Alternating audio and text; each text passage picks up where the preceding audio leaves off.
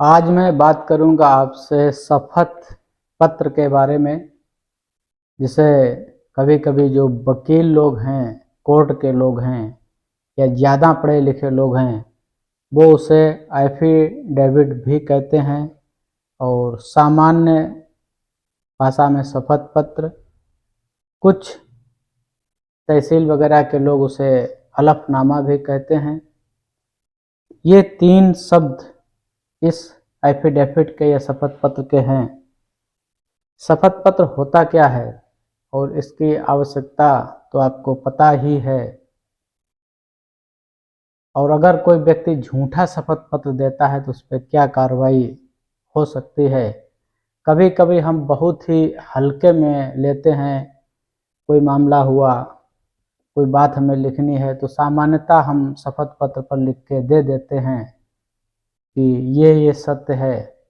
तो इसलिए हमें जानना है, अगर आप कानूनी पचड़ा में कभी पड़ जाएं तो शपथ पत्र जो झूठा आपने दिया है उसके बदले में आपको कितनी सज़ा हो सकती है। तो हमसे जुड़े रहने के लिए हमारे चैनल को सब्सक्राइब कर लीजिए, वीडियो को लाइक और शेयर भी करिएगा। अगर जानकारी अच्छी लगे तो अपने लोगों तक उसे शेयर कर दीजिएगा। पहले तो हम ये देखें कि शपथ पत्र होता क्या है।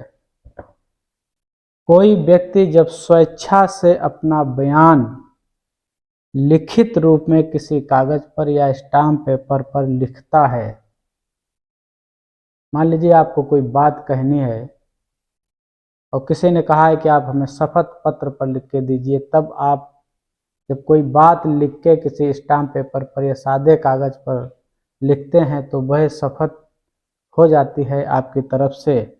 लेकिन उस लिखे हुए बयान को जो आपने लिखा है, अपने बारे में लिखा है, जो आप कहना चाहते हैं वो लिखा है, उसे कोई ऐसा व्यक्ति प्रमाणित करता है जो विधि द्वारा अधिकृत है। जिसे आप नोटरी भी कहते हैं, नोटरी वकील भी कहते हैं। कोर्ट में उससे संबंधित दूसरे अधिकारी होते हैं। जब वह उस बयान को, आपके लिखे हुए को प्रमाणित कर देता है कि फला फला जो बात इस शपथ पत्र में कही गई वो मेरे सामने फला व्यक्ति द्वारा ऐसा कहा गया, ऐसा जब वो लिख देता है तो वो एक कानूनी दस्तावेज बन जाता है। वो आपकी बात को प्रमाणित करता है कि आपने जो कहा है वो सही कहा है, भले ही आपने उसे गलत कहा हो। तो शपथ पत्र के मुख्यतः 3-4 हिस्से होते हैं।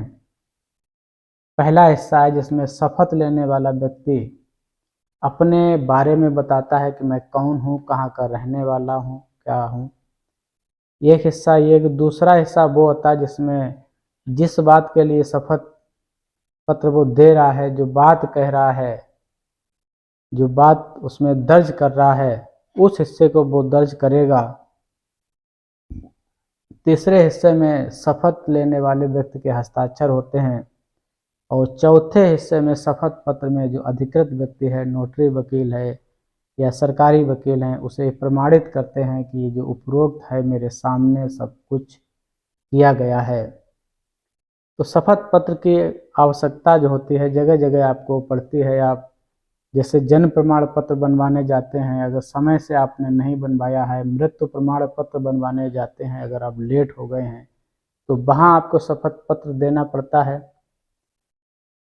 साथ ही आप ड्राइविंग लाइसेंस बनवाते हैं, अपना वाहन का पंजीकरण या ट्रांसफ़र करवाते हैं, या ऐसा किसी व्यक्ति को लगता है कि ये बात जो व्यक्ति कह रहा है वो सही है या गलत है, तो वो आपसे शपथ के रूप में मांग सकता है, आपसे नोटरी के रूप में मांग सकता है।